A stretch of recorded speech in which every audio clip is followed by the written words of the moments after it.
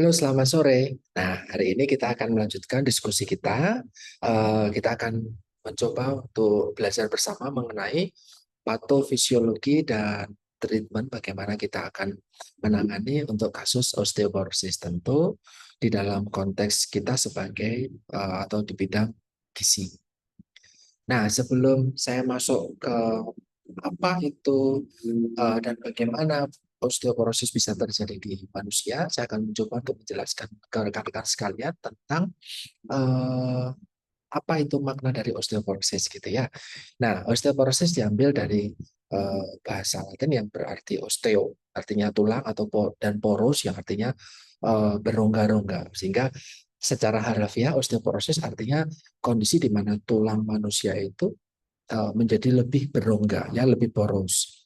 Nah, osteoporosis itu memiliki karakteristik di mana terjadi perubahan di dalam keseimbangan di dalam tulang kita. Kenapa ada keseimbangan di sini yang terganggu? Nah, keseimbangan artinya di dalam tulang sebenarnya terjadi proses pembentukan massa tulang, tapi juga di sisi lain terjadi juga pemecahan massa tulang. Nah, ketidakseimbangan ini dalam artian lebih banyak dipecah, ya. Hasilnya tadi ini misalnya di sini disebutkan massa tulangnya menjadi menurun karena proses pembentukan massa tulang menjadi lebih rendah dibandingkan pemecahan massa tulangnya. Dampaknya karena tulang menjadi lebih keropos gitu ya, karena berpori lebih banyak jadi lebih mudah keropos sehingga kualitas tulang jadi terganggu. Ketika kualitas tulang terganggu, maka salah satu fungsi tulang yaitu menopang tubuh kita, nah, tidak bisa berfungsi dengan baik, akhirnya mudah untuk patah, gitu ya.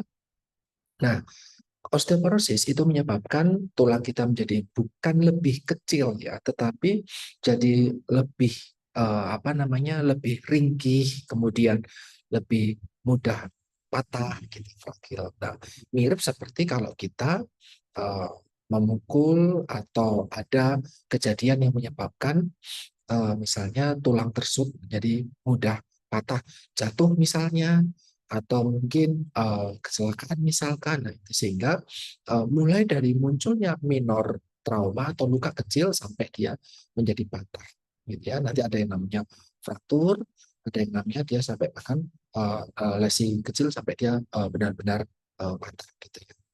Nah, itu tadi osteoporosis, gitu ya. Nah, di sini juga dijelaskan osteopenia. Apa itu osteopenia? Nah, ini saya mencoba untuk menyampaikan konsep-konsep sederhana dulu. Nanti di slide selanjutnya kita akan mencoba mempelajari tentang uh, konsep-konsep osteoporosis dan osteopenia lebih dalam lagi. Nah, osteopenia itu adalah ketika bone mass density kita atau kepadatan massa tulang kita itu lebih rendah dibandingkan uh, bone mass density yang normal. Tetapi kondisi tersebut belum bisa diklasifikasikan sampai osteoporosis. Jadi kalau osteoporosis tentu densitas mineralnya jauh lebih rendah. Nah, osteopenia sedikit lebih baik. Nah, tetapi tetap tidak atau tetap di bawah normal. Nah, lansia dan perempuan khususnya yang setelah melewati masa menopause ya, ada yang mungkin 50 tahun, 55 tahun ya, mereka adalah kelompok risiko tinggi untuk memiliki kondisi osteopenia, apalagi nanti akan berkembang osteoporosis. Kok bisa? Perempuan dan lansia ini lebih sensitif, lebih riskan. Nanti kita akan coba baca ya. Nah, sebelum ke titik tadi kita coba untuk menyebutkan tadi kok ada bone mass density, bone mineral density gitu ya, BMD itu apa? Nah, ini di sini ada contoh gambar dari yang namanya DEXA ya, salah satu piranti di dunia medis yang bisa untuk mengukur massa tulang gitu ya. Jadi pasien klien akan ditidurkan kemudian akan di scan massa tulangnya gitu ya menggunakan X-ray yang dosisnya rendah. Bisa di beberapa lokasi nih yang akan di scan. Bisa tulang belakang panggul, atau mungkin juga lengan kita ya digunakan untuk di-scan tulang-tulang tersebut. Nah, ini di sini ada klasifikasinya.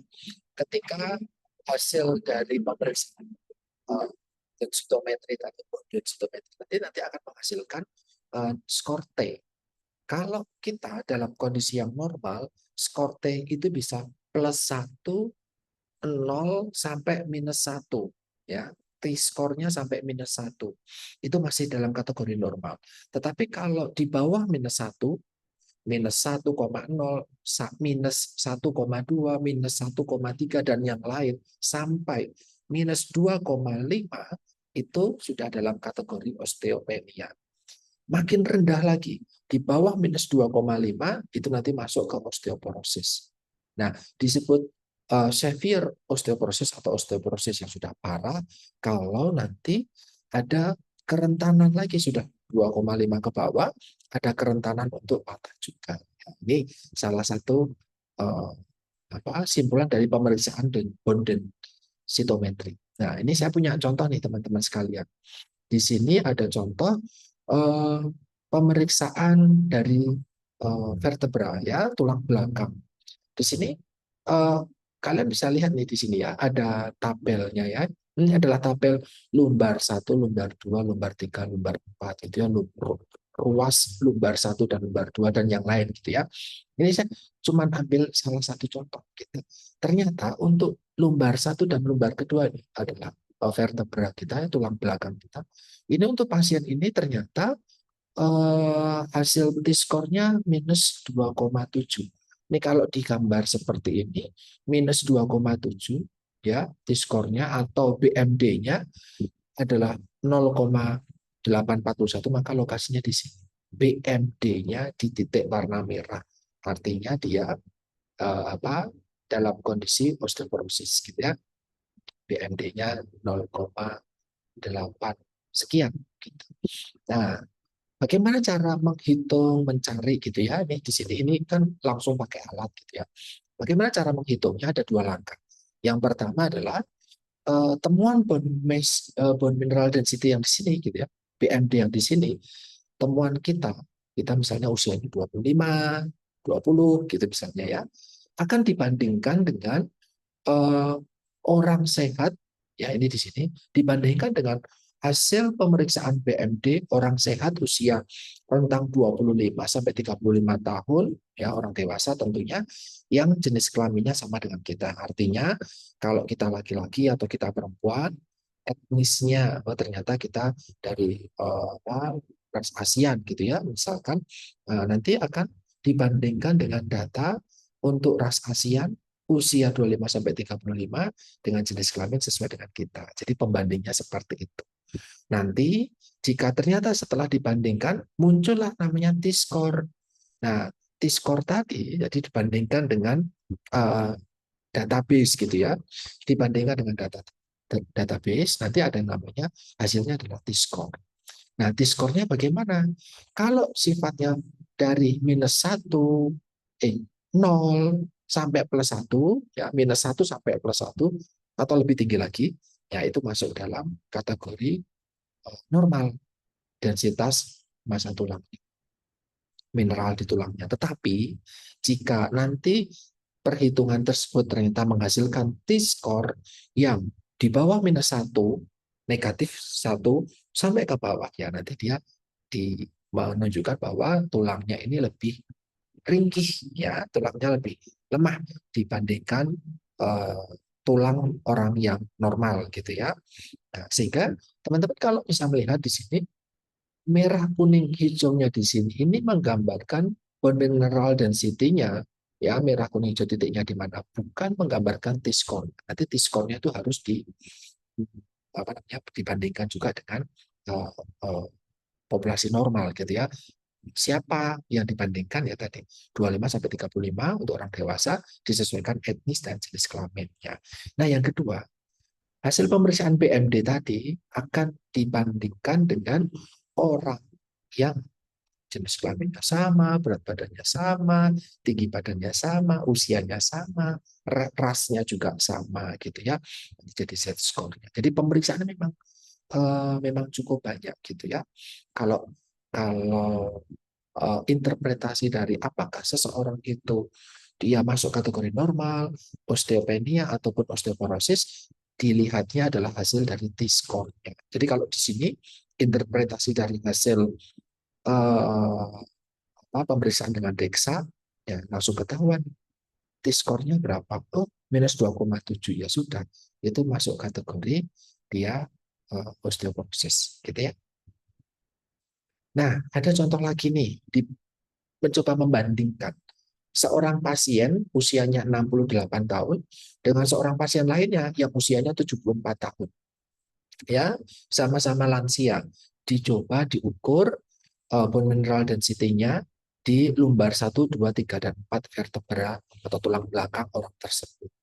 Nah, orang pertama yang usianya 68 tahun, dia adalah perempuan, ternyata hasilnya bone mineral density-nya ini menunjukkan angka di titik warna hijau. Artinya dia tergolong normal. Ya, tetapi di sini tidak disebutkan T-score-nya gitu ya. Di sini tidak disebutkan T-score-nya. Dia menyebutkannya BMD-nya. Dia masuk ke kategori hijau. Ya, dia masuk kategori normal. Ya, kalau dibuat dalam T-score, di sini dia masuk T-score-nya 0. Artinya memang normal gitu ya untuk usia 68 tahun. Ya. Sedangkan perempuan lainnya usianya 74 tahun ketika diukur lumbar 1, 2, 3, 4 ya menunjukkan bahwa hasil bone mineral density-nya dia masuk kategori osteoporosis di sini. Ya, titiknya di titik warna merah gitu ya, di titik warna merah tadi. Nah, ini artinya dia menjadi seseorang yang tergolong berisiko untuk patah tulang karena dia sudah sampai uh, uh, cukup rendah ya nilai bone density-nya gitu. Nah, ini kalau kita mau memeriksakan ini di fasilitas kesehatan, kadang laboran atau dokter yang menangani untuk orang-orang tertentu gitu ya, menambahkan pemeriksaan lain selain menggunakan DEXA atau bone densitometry gitu ya. Nah, kenapa menggunakan pemeriksaan darah sebagai pelengkap gitu ya? Nah, ini untuk mengetahui bahwa ada nggak sih penyakit-penyakit lain yang menyertai atau yang muncul pada orang tersebut. Karena beberapa penyakit seperti penyakit ginjal, mungkin juga ada gangguan di dalam fungsi kelenjar paratiroid, kemudian mungkin seseorang tersebut itu juga menjalani terapi kortison, atau ternyata ada pemeriksaan mineral kalsium misalkan gitu ya di kalsium darah, itu ternyata menggambarkan bahwa oh seseorang ini defisiensi kalsium.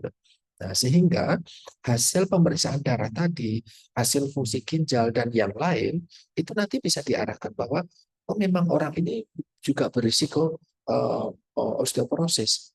Ya, karena beberapa kondisi itu memang memicu osteoporosis. Tidak hanya karena oh orang ini tua, oh orang ini perempuan postmenopause gitu ya.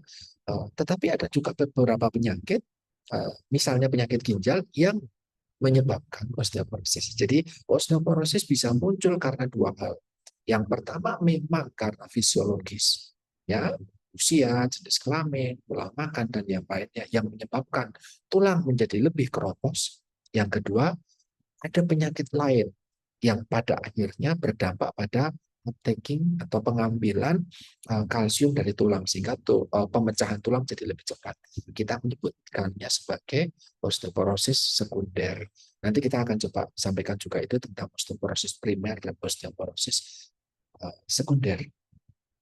Nah, ini prevalensi. Ternyata ini saya ngambil dari memang angka lama ya, karena di Indonesia ternyata penelitian nasional untuk melihat seberapa besar sih angka osteoporosis di Indonesia ini nggak begitu banyak. Ini saya ambil dari Australia. Di sana osteoporosis itu untuk usia di atas 50 tahun ternyata 1 dari 10 lansia itu memiliki osteoporosis gitu ya, dan hampir 10%-nya itu mengalami osteopenia juga gitu ya. Jadi memang cukup besar di sana. Ini baru usia 50 tahun ke atas. Nanti kalau semakin tambahnya usia, makin gede lagi risikonya. Kemudian ternyata perempuan itu 5 kali lebih berisiko mengalami osteoporosis. Kalau kita bicara apa sih bedanya perempuan sama laki-laki, ya tentu tidak jauh dengan hormon. Sehingga hormon tertentu nih di kelompok jenis kelamin wanita, perempuan gitu ya, seperti apa namanya estrogen, ini ternyata berhubungan dengan kejadian osteoporosis. Sehingga laki-laki sedikit lebih diuntungkan gitu ya, tetapi bukan berarti laki-laki tidak bisa osteoporosis. Nah, berikutnya ternyata orang-orang dengan osteoporosis tadi ketika dia sakit ya masa masa rawat inapnya jadi lebih lama, dan apa namanya nanti jadi muncul berbagai macam masalah lain khususnya pada perempuan dengan usia di atas 50 tahun. Jadi kalau dia sudah osteoporosis, asumsinya punya risiko juga memiliki penyakit yang lain, dan kerentanan untuk patah ini menyebabkan seseorang jadi lebih lama dirawat di rumah sakit gitu ya. Itu prevalensinya, dan kemudian eh, kita bisa lihat dari grafik ini teman-teman sekalian, baik untuk kelompok laki-laki atau kelompok perempuan, ternyata bertambahnya usia ini akan diikuti dengan bertambahnya kasus osteoporosis dan osteopenia. Gitu ya. Di sini kita bisa melihat nih gambaran tulang, memang di dalam tulang itu memang ada rongganya. Normal, tidak padat benar-benar padat kayak beton, itu tidak. Tapi ada rongganya gitu ya. Tetapi kondisi-kondisi tertentu seperti osteopenia itu menyebabkan rongganya menjadi lebih banyak, lebih besar. Kondisi osteoporosis, apalagi severe osteoporosis, rongganya menjadi lebih besar. Teman-teman bisa melihat di sini, tulang orang yang normal dengan mereka-mereka yang mengalami osteoporosis severe seperti ini, tentu tulangnya akan lebih mudah patah yang mengalami severe osteoporosis yang di sini. Apalagi jika orang tersebut memiliki berat badan yang berlebih, tentu tulang memiliki tugas untuk menopang badan dengan berat yang lebih besar dibandingkan orang-orang yang kurus misalkan, atau status gizinya lebih baik, normal misalkan ya. Sehingga orang-orang dengan obesitas dia memiliki risiko untuk patah tulang, karena kalau nanti dia menjadi seorang lansia, tulangnya akan menopang, tulangnya sudah makin keropos, dia menopang berat badan yang lebih tinggi. Ya, di sini bertambahnya usia diikuti dengan pertambahan prevalensi osteoporosis dan osteopenia pada kedua jenis kelamin. Walaupun secara umum perempuan lebih banyak kasusnya osteoporosis ya karena orangnya ini. Tulang mana? Nah, di sini ternyata panggul, lengan, tulang belakang, pinggul kita, kemudian apa bahu gitu ya. Ternyata paling sering adalah panggul. Nah, kenapa? Kok bisa kita ini menjadi lebih berisiko? Ya karena menopang berat badan kita lebih banyak ya panggul kita. Nah, itu menjadi lebih berisikonya mereka. Ini temuan dari Australia, orang-orang yang mengalami fraktur di lokasi mana sih ditemukan fraktur? Ya, kalau forearm ya kan berarti lengan ya. Kan tidak mungkin ya kita tangan kita untuk menopang badan kita kan, kita kalau jalan kan normal pakai kaki bukan pakai tangan gitu ya. Nah kok bisa? Mungkin seseorang ini jatuh, lansia jatuh, kemudian tangannya digunakan untuk menopang saat dia jatuh, ternyata tangan tersebut keropos sehingga patah. Nah ini lebih banyak justru ketika di panggul ataupun di paha gitu ya, tulang-tulang yang menopang tubuh. Ya, ini kondisi tulang yang sehat normalnya memang ada porusnya ya, ada porinya di dalam gitu ya. Tetapi kalau untuk orang osteoporosis, porinya lebih besar lagi sehingga lebih rapuh. Ya, ini tadi saya sampaikan klasifikasi dari osteoporosis. Ya ada osteoporosis namanya osteoporosis primer. Osteoporosis primer ini ya disebutkan tidak ada urusannya dengan kondisi medis sebagai penyebab, itu tidak ada urusannya. Bisa karena idiopatik, ya. Idiopatik itu artinya eh, penyebabnya atau etiologinya itu tidak diketahui. Maka kadang-kadang orang-orang osteoporosis yang tergolong osteoporosis idiopatik ini mereka ditemukannya sudah sejak muda. Ya, kalau teman-teman nanti coba deh googling, ada anak bayi kemudian atau anak kecil gitu ya jatuh patah gitu, mudah sekali patah. Nah ternyata ada masalah dengan penyakit genetik, kemudian juga secara secara genetik orang tersebut itu mengalami gangguan atau kelainan tertentu yang menyebabkan tulangnya jadi lebih patah. Bahkan kalau ada pernah berita gitu ya, disentuh ataupun salaman atau tidur, duduk dan yang lain pun harus berhati-hati betul. Ada penopang-penopang yang lain sehingga tulangnya tidak terbebani gitu. Karena kalau terbebani dia akan patah. Ya, kasihan sekali memang anak kecil seperti ini tidak akan apa-apa, misalnya terbentur meja dan yang lain patah. Itu ada. Nah, itu kita belum tahu nih penyebabnya apa sehingga disebutkan idiopatik. Tapi ada berikutnya osteoporosis yang paling sering dijumpai di masyarakat khususnya di Indonesia juga gitu ya, yang ada kaitannya dengan peningkatan usia. Ada kaitannya dengan hormon yang tidak seimbang lagi. Hormon tidak seimbang artinya bisa jadi karena postmenopause gitu ya, perempuan masih dalam fase menopause, kemudian masuk fase transisi, kemudian masuk ke fase uh, menopause gitu ya. Nah, mulai kondisi premenopause sampai ke menopause atau postmenopause, nah ini ada ketidakseimbangan hormon. Tadinya estrogennya rutin bekerja dengan baik, tetapi bertambahnya usia, estrogennya mulai menurun, masuklah ke fase menopause dan postmenopause. Kondisi tersebut meningkatkan pemecahan tulang pada perempuan, sehingga memang perempuan wanita di usia lebih dari 50 tahun itu mereka cenderung lebih berisiko mengalami osteoporosis dibandingkan laki-laki pada usia yang sama gitu ya.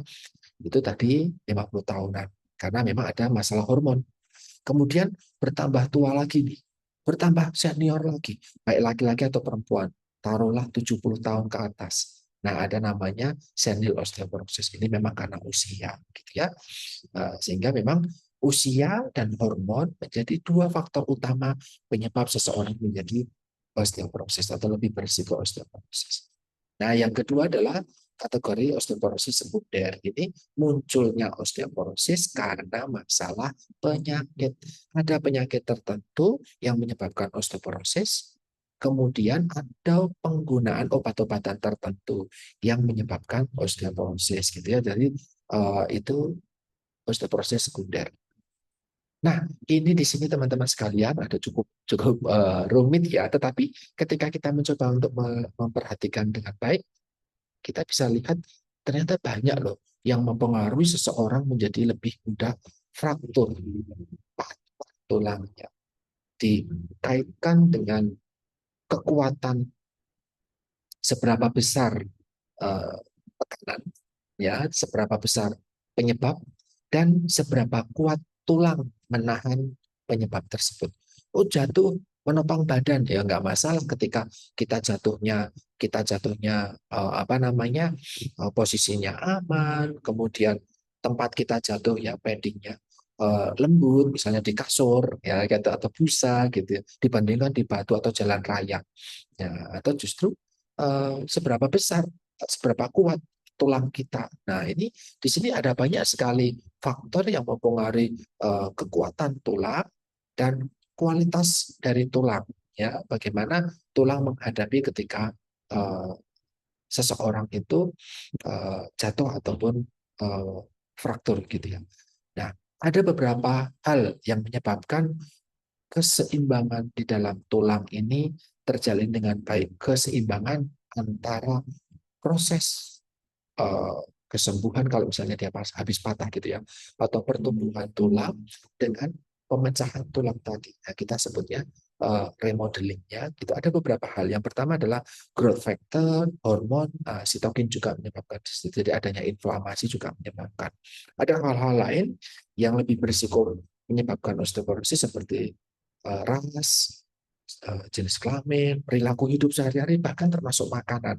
Ya, itu bisa menimbulkan risiko yang lebih tinggi untuk menyebabkan osteoporosis. Nah, sebelum masuk ke osteoporosis, patofisiologinya saya mencoba untuk mengingatkan kembali bagaimana struktur tulang yang sehat, gitu ya. Jadi kita belajar yang kondisi sehat dulu, gitu ya. Nah, di sini disampaikan bahwa komponen tulang, ya tulang kita itu terdiri dari dua komponen.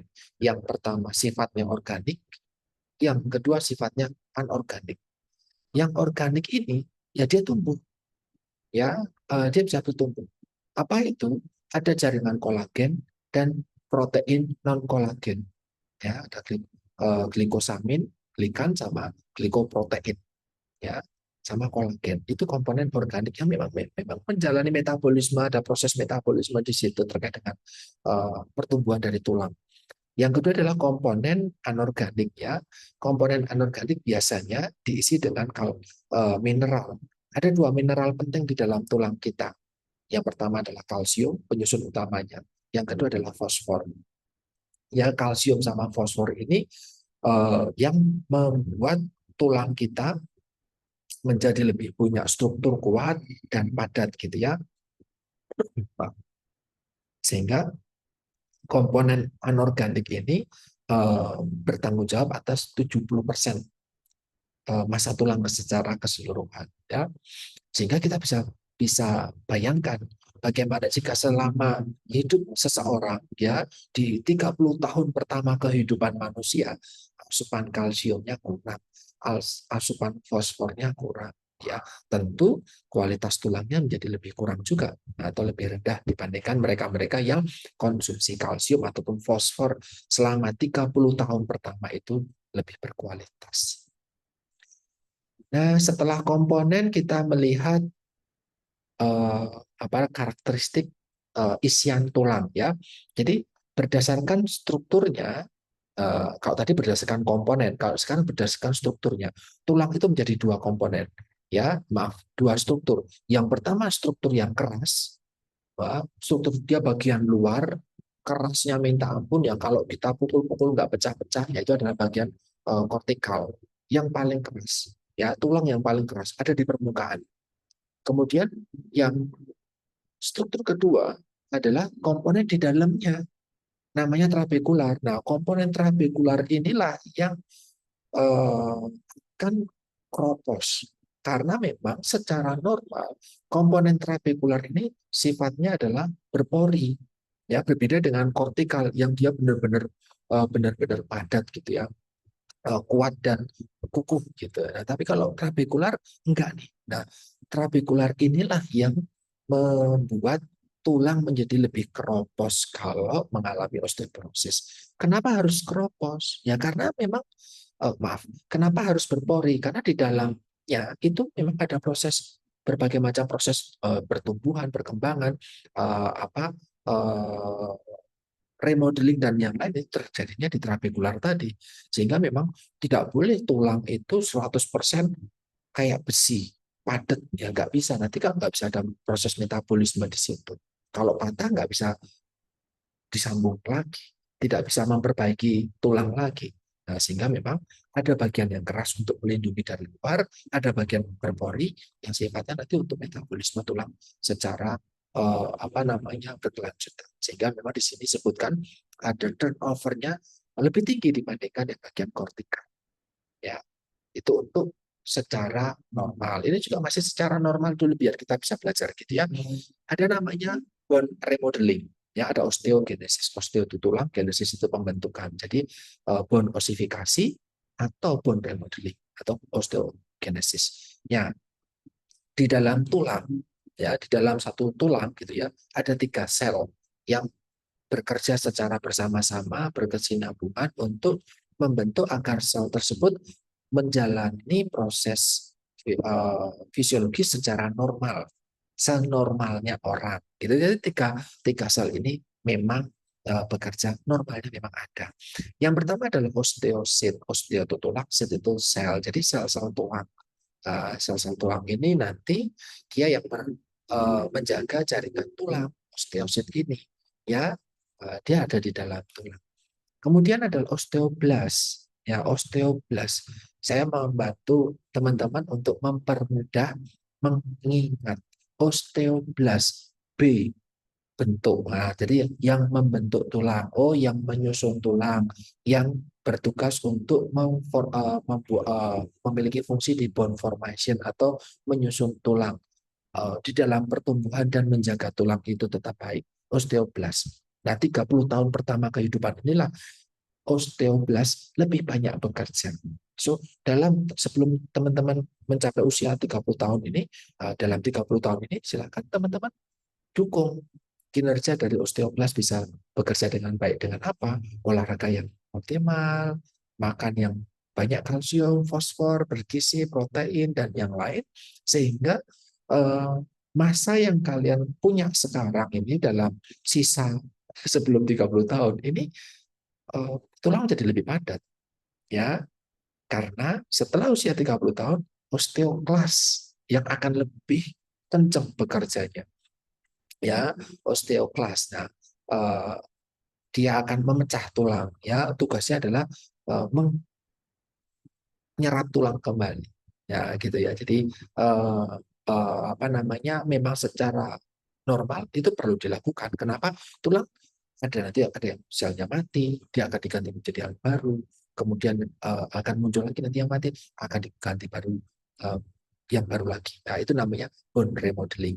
Ya, jadi bone remodeling itu adalah proses yang dinamis, di mana tulang-tulang yang atau sel-sel tulang yang sudah lama, sudah tua, bahkan mungkin patah dan yang lain karena aneka macam hal itu akan digantikan ke tulang yang baru atau akan ada di berbagi.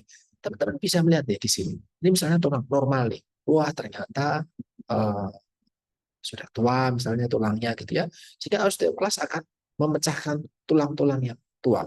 Karena tulang-tulang tuanya akan terpecah, maka osteoblas akan membentuk bagian tulang yang baru. Ini yang menjadi menjadi penyebab kenapa kalau anak kecil ya kemarin ketika saya di stase anak di rumah sakit gitu banyak anak-anak yang lari-lari gitu saya cepat cerita ke kalian patah tulang lah dan yang lain karena terjatuh ketika di SD mereka bermain seperti itu. Tapi disampaikan bahwa nanti ini akan tumbuh kembali tulangnya, akan menyambung kembali. Ya walaupun melalui pena dan yang lain, tetapi ketika nanti penanya diambil, tulangnya sudah seperti normal kembali. Kenapa? Karena di usia muda osteoblastnya masih banyak, masih berfungsi dengan baik. Berbeda ketika orang yang patah tulang adalah orang senior, lansia, osteoblastnya susah nih mau bekerja karena sudah banyak, sudah prosesnya sudah lebih rendah dibandingkan osteoklasnya. Osteoklasnya lebih tinggi, gitu ya. Sehingga memang diupayakanlah ayo sebelum usia 30 tahun tercapai, kalian punya masa tulang yang dalam, yang kuat, gitu ya. Sehingga nanti ketika tulangnya mulai osteoklasnya akan mulai bekerja, teman-teman tidak khawatir karena aman mineral densitasnya untuk tulang saya itu tergolong baik. Sedikit cerita, dulu saya pernah mengecek ada praktik PSG gitu ya, semacam PSG gitu di waktu di Porto, di kampus kami punya BMD, ada kami punya DEXA. Saya bergantian dengan teman-teman saya, ya mereka rasnya Kaukasian ya, kulit putih. Semuanya kulit putih semuanya, orang Eropa semua. Diceklah masa tulangnya. Saya kebetulan saat itu usianya sekitar 25-26, teman-teman di sana baru 23-22. Ya karena kami startnya berbeda ya, saya lebih senior dibandingkan mereka. Nah, ketika dicek BMD ternyata surprisingly cuman saya yang masih kategorinya normal. BMD-nya, test score-nya normal. Sedangkan teman-teman yang lain, yang laki-laki itu osteopenia, yang perempuan semuanya masuk ke fase osteoporosis apa namanya T-score-nya mepet ya. Mepet 2,2, minus 2,2, minus 2,3, minus 2,5 dan yang lain. Kenapa kok bisa? Saya satu-satunya orang yang normal. Saya kaget semua sekelas melihat hasil ketika diumumkan dalam bentuk tabel ya waktu itu. Ternyata Dian, ya saya itu memiliki bone mineral density yang jauh lebih baik. Alasannya satu, salah satu alasannya gitu ya, maaf ya. Walaupun saya lebih senior, tapi ternyata saya berasal dari Asia yang sinar matahari itu apa namanya melimpah, sehingga saya tidak khawatir dengan defisiensi vitamin D dibandingkan teman-teman di uh, ras Kaukasian, mereka di negara 4 musim dapat vitamin D-nya lewat sinar matahari itu jarang, sehingga mereka mengonsumsi suplemen vitamin D. Tapi bagi mereka-mereka yang tidak mengonsumsi suplemen vitamin D, ya memiliki risiko osteoporosis gitu ya. Kalau dilihat dari pola makan, tentu mereka lebih baik dibandingkan saya.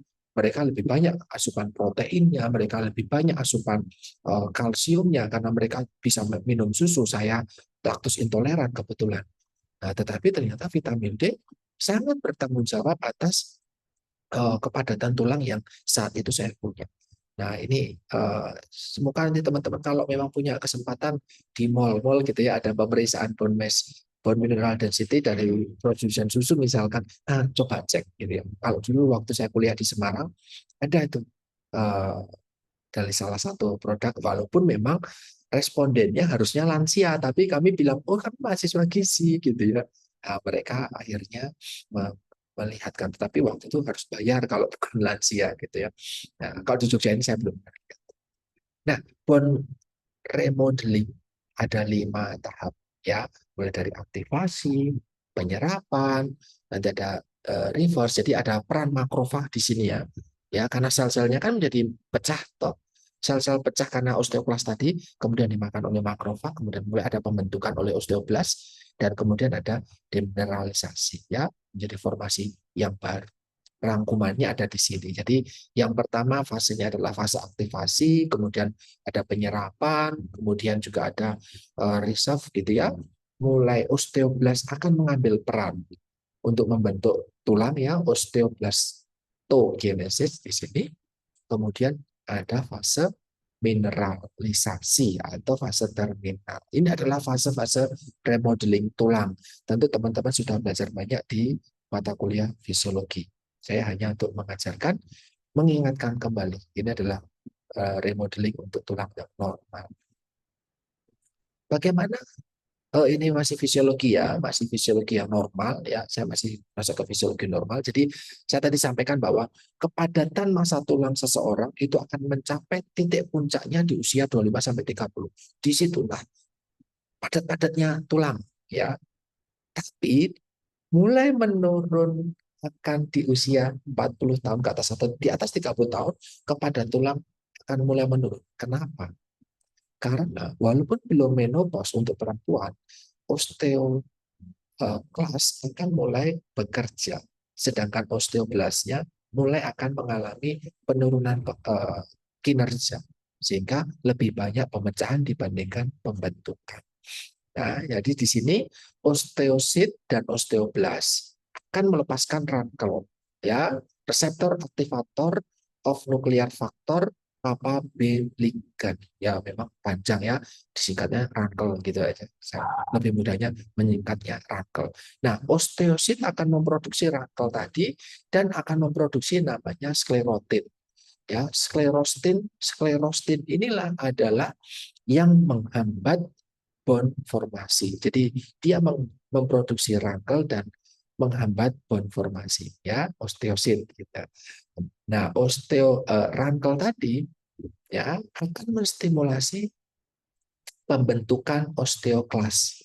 Nah, jadi kalian bisa menebak gitu ya, yang ada di posisi pemecah ya, yang ada di posisi tukang memecah itu ada dua. Yang pertama, tugas memecah memang osteoklas, tetapi osteoklas tadi bisa muncul karena osteosit ya. Sedangkan osteoblas dia akan memproduksi osteoprotegerin atau OPG yang menghambat pembentukan osteoklas. Gitu. Jadi dua ini sklerostin, rankel, dia akan berlawanan atau antagonis dengan OPG. Ya, rankel dan sklerostin akan berlawanan dengan OPG. Itulah keseimbangan. Ya, tidak lebih banyak. tidak lebih sedikit, seimbang. Ya, prosesnya seimbang. Kecuali ketika masa pertumbuhan. Kalau masa pertumbuhan tentu osteoblastnya lebih banyak gitu ya, sehingga tulang bisa lebih panjang, lebih kuat ya. Tetapi setelah itu sampai usia 30 tahun masih tetap ada proses keseimbangan. Ya, ada proses pemecahan yang difasilitasi oleh rankel dan osteoklas atau sklerostit, ya, itu muncul karena osteosit pada umumnya dan osteoblast memproduksi OPG. Nah, bone remodeling itu ada beberapa yang terlibat di dalamnya. Ada hormon PTH, ada vitamin D ya, 1,25 dihidroksi vitamin D. Itu bentuk aktifnya. Kemudian kalsitonin, ada growth hormone, glukokortikoid, hormon gonadal juga seks ya, hormon seks. Kemudian hormon tiroid dan aneka macam sitokin. Tadi ada makrofag di situ ya. Nah, di orang-orang yang dewasa tadi, pada orang dewasa misalnya seperti saya usia 30-an awal itu kerja osteoblast ya, pembentukan tulang oleh osteoblast ini uh, sama dengan pemecahan atau penyerapan tulang oleh osteoblast. Jadi mengalami fase keseimbangan pada orang-orang dewasa, dewasa muda. Tapi kalau di masa anak, osteoblast akan lebih optimal. Di masa dewasa awal, seimbang. Di masa lansia, osteoklas yang akan lebih optimal. Gitu ya. Memang normalnya seperti itu. Nah, itu fase fisiologi yang normal. Bagaimana patofisiologinya? Bagaimana munculnya osteoporosis? Nah, keseimbangan tadi di dalam remodeling tadi kan menjadi uncovered, kan menjadi tidak seimbang lagi proses remodeling tadi. Dengan apa? Dengan fase menopause pada perempuan atau peningkatan usia pada laki-laki ataupun pada perempuan. Di mana dua hal ini, usia dan hormon yang tidak seimbang, akan menyebabkan penyerapan tulang lebih besar, lebih kuat, lebih sering dibandingkan pembentukan tulang. Misalnya, ini di sini ada penjelasannya. Kenapa menopause? Kenapa ketidakseimbangan hormon? Ternyata ketika masuk fase transisi menopause, fase sebelum menopause ya, pre, kemudian fase menopause dan fase post menopause, dan ternyata hormon estradiol akan turun, hormon estron akan turun, hormon estrogen akan turun. Semuanya itu menyebabkan peningkatan osteoklas, penurunan osteoblas. Jadi pemecahnya lebih sering, pembentukannya lebih kurang. Sehingga menyebabkan ketidakseimbangan nih di dalam remodeling tulang. Maka orang-orang yang masuk fase menopause, mereka 2 kali menjadi 4 kali lebih berisiko mengalami osteoporosis. Gitu ya, sehingga di sini disebutkan percepatan kehilangan tulang ya, bone loss atau percepatan pengeroposan tulang ini menjadi lebih lebih buruk ya, ditambah dengan banyaknya kalsium di luar sel. Kalsium di dalam tulang dipecah keluar keluar dari jaringan ekstraseluler. Adanya ketidakseimbangan eh, kalsium tulang ini menyebabkan nanti makin parah lagi. Maka ada hubungannya antara hormon PTH, ginjal, osteoporosis, vitamin D, kalsium. Nah, itu saling terkait satu sama lain. Gitu ya. Nah, ini untuk mempermudah teman-teman sekalian ya, peningkatan jumlah dan aktivitas dari osteoklas ini menyebabkan gangguan di dalam trabekularnya, di bagian yang berpori tadi di dalam tulang ya. Kemudian uh, bagian luar tulang yaitu kortikal yang tadinya padat keras itu menjadi lebih berpori ya. Jadi bagian dalam sudah keropos, bagian luar mulai berpori yang tadinya kukuh gitu ya. Nah, pada akhirnya kondisi seperti ini menyebabkan pembentukan tulang menjadi eh, apa namanya, lebih jarang, atau kecepatannya atau pace-nya ya, proses kecepatan pembentukan tulang tidak seimbang dengan proses penyerapan atau eh, keroposan dari tulang tadi. Nah, penurunan densitas karena tadi trabekularnya menjadi lebih keropos, kortikalnya jadi lebih mulai berpori, itu menyebabkan tulang menjadi lebih berisiko untuk patah. Ya, di sini ada beberapa hormon yang terkait. PTH ini nanti akan mendukung osteoblas, kemudian osteosit akan mengeluarkan rangkel, kemudian uh, rangkel akan mendukung osteoklas, ya. Osteoklas kemudian akan berlawanan dengan OPG, ya OPG karena osteoblas mengeluarkan OPG. Jadi memang dihambat ini rangkel nih pada orang yang normal, tulang yang normal pada usia yang masih di bawah 30 tahun.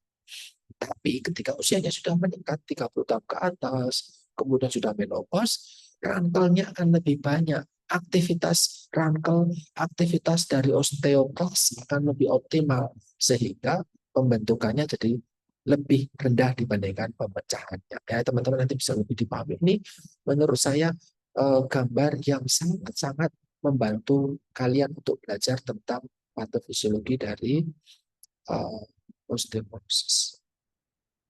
Nah, itu kalau primer. Bagaimana kalau sekunder? Nah, tadi disampaikan ada beberapa kondisi penyakit khususnya obat-obatan, kemudian konsumsi obat-obatan. Ini menyebabkan osteoporosis. Jadi sakit dulu baru osteoporosis gitu ya. Bukan osteoporosis menjadi awal karena tua gitu, bukan. Tapi bisa jadi orang muda mengalami osteoporosis karena mengalami penyakit-penyakit tersebut. Apa itu? Nah, di sini ada banyak sekali. Kekurangan vitamin D, hiperparatiroid, hiperkortisol, ya, hipertiroid, anoreksia nervosa, artinya tidak mau makan gitu ya. Ya, jangan, kalau tidak mau makan, vitamin D-nya kurang, kalsiumnya kurang, proteinnya kurang, fosfornya kurang, gitu. Kondisi RA, ya, rheumatoid arthritis, ya, kemarin ada di persendian. Ya, kemudian juga gangguan hepar, ya, hepatitis dan yang lain, ya, sirosis, ada kondisi seliak, ya, karena dia juga nanti ada kaitannya sama apa, tidak bisa mengkonsumsi gluten, ya, ada IBD, ya, kemudian juga berbagai macam penyakit termasuk konsumsi obat-obatan tertentu. Mereka-mereka yang mengalami epilepsi harus mengonsumsi obat anti epilepsi. Ternyata itu meningkatkan risiko dari osteoporosis. Ya, konsumsi alkohol dan lain itu juga sama yang menyebabkan lebih banyak laki-laki konsumsi alkohol ini mengalami osteoporosis. Terus bagaimana kalau sudah terkena osteoporosis? Harus bagaimana seseorang? Ya, kita seperti tadi saya memulai diskusi kita hari ini, saya akan mencoba menjelaskan dari sudut pandang gizi sebagai terapi non farmakologi yang bisa dilakukan. Ya, pada umumnya aneka macam terapi baik untuk terapi farmakologi dengan obat-obatan ataupun terapi non farmakologi tujuannya adalah menurunkan risiko dari fraktur.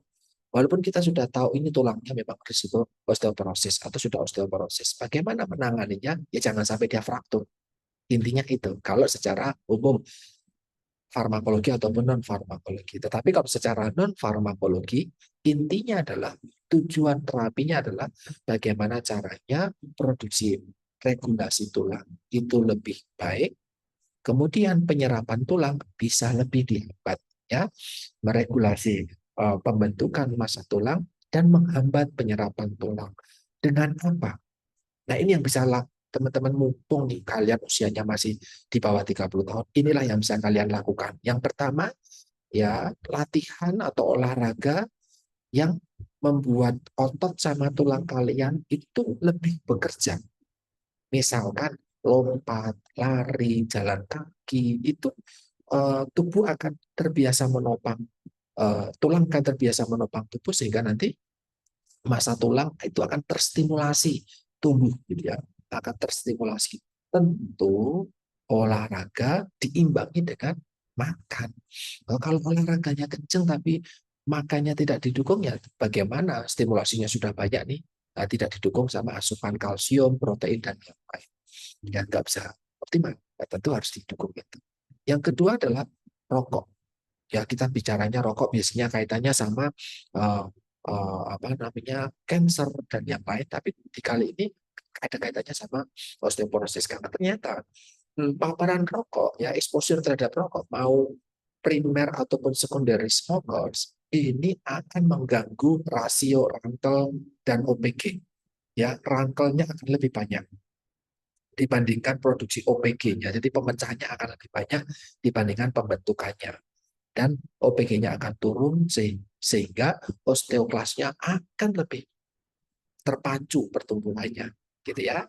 Rokok. Yang berikutnya adalah protein sama makanan-makanan yang padat gizi ini perlu ditingkatkan. Nah, ini ada kaitannya nanti sama sumbangan dari mineral-mineral tertentu, itu produksinya, ya produksi tulangnya atau mineralisasinya akan lebih optimal. Ya.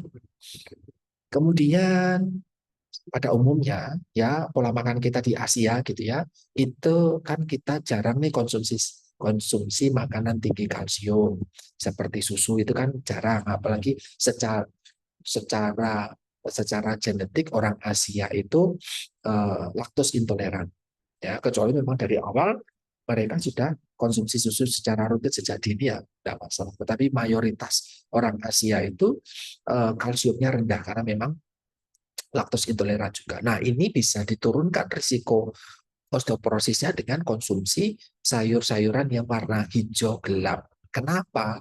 Karena kalsium tidak hanya ada di susu, tidak hanya ada di dairy products, keju dan yang lain. Di sayuran juga ada, walaupun kualitasnya lebih rendah.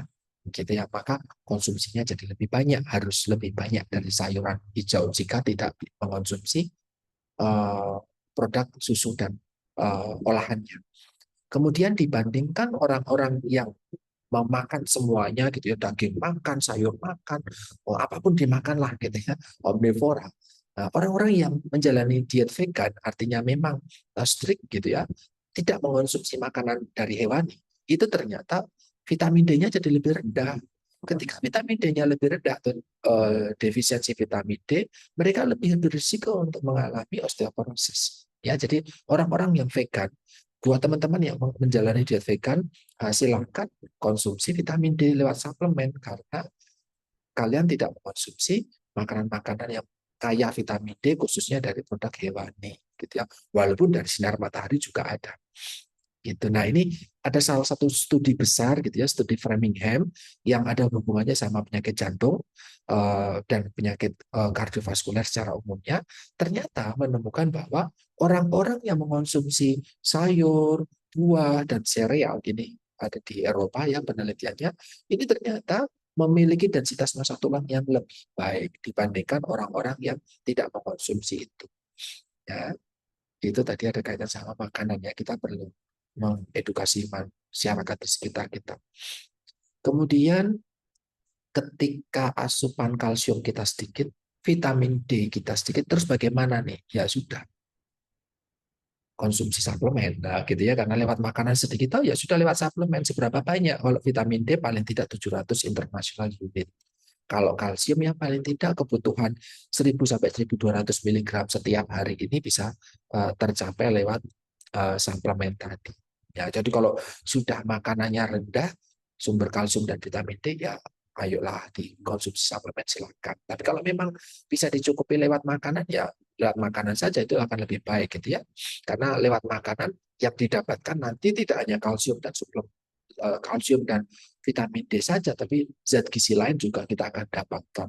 Kita konsumsi daging, kita dapat kalsiumnya, kita dapat proteinnya, kita dapat asam lemak esensialnya, kita dapat vitamin D, E, K, dan yang lain, gitu ya. Jadi akan lebih optimal kalau kita makan dalam bentuk makanan. Kalau suplemen kalsium, suplemen kalsium, ya isinya cuma kalsium, kecuali ditambah vitamin D, ya isinya kalsium tambah vitamin D doang. Jadi diutamakan lewat makanan, gitu ya. Ya, itu yang bisa saya berikan hari ini teman-teman sekalian. Mohon maaf kuliahnya harus secara asinkron. Silakan teman-teman, saya harap punya pertanyaan, tuliskan di kolom komen. Saya nanti akan menjawabnya untuk membantu teman-teman lebih paham lagi khususnya tentang osteoporosis. Semoga bisa membantu. Terima kasih. Selamat sore.